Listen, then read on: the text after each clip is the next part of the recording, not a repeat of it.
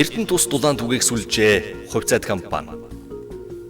Эрдэнэ тус компани нь Орхон аймгийн Баян-Өндөр сумын гэр хорооллын усан хангамж, орон сууцны 345 байрны 11,016 өрхийн 28,472 хүн ам, 1,475 аж ахуй нэгж, Жаргалант сумын орон сууцнд оршин суугчдыг цэвэр усаар хангах, Эрдэнэ хотын орон сууц хорооллуудын айл өрхийн усан хангамж, цахилгаан дулааныг ханган ажиллаж байна.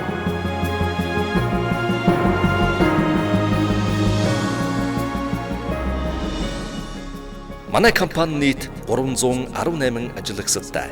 Инженер эдийн засгийн бодлого төлөвлөлтийн хэлтэс, захиргаа хүний нөөцийн хэлтэс, санхүү бүртгэлийн хэлтэс, усан хангамжийн алба, ариутгах татваргын алба, диспетчерийн шуурхай үйлчилгээний алба, борлуулалтын алба, дулаан түгээх алба, цахилгааны алба, барилга, засвар техник үйлчилгээний алба, ус цахилгааны тоолуурын лаборатори гэсэн бүтэц зохион байгуулалттай ажиллаж байна.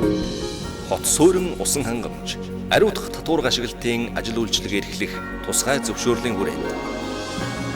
Усан хангамжийн алба 108.3 км бүхий төвлөрсөн шугам сүлжээгээр Эрдэнэ хотын айл өрх аж ахуй нэгж байгууллагуудыг цэвэр усаар хангаж, бохир усыг татан зайлуулж байна.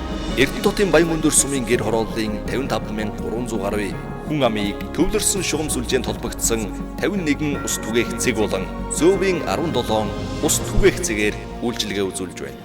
Дулаанаар зохицуулалттай хангах тусгай зөвшөөрлийн хүрээнд.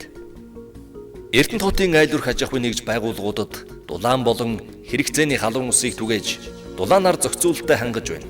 Гэр хорооллын төвлөрсөн системийн шугам сүлжээнд их үүсвэр гүний 4 худаг холооржуулах тоног төхөөрөмж, цэвэр ус дамжуулах 35 км шугам, 1000 м3 багтаамжтай 2 усан сан, 100 м3 багтаамжтай 1 ширхэг усан сан, 73 ус түгээх цэгүүд ажиллаж байна.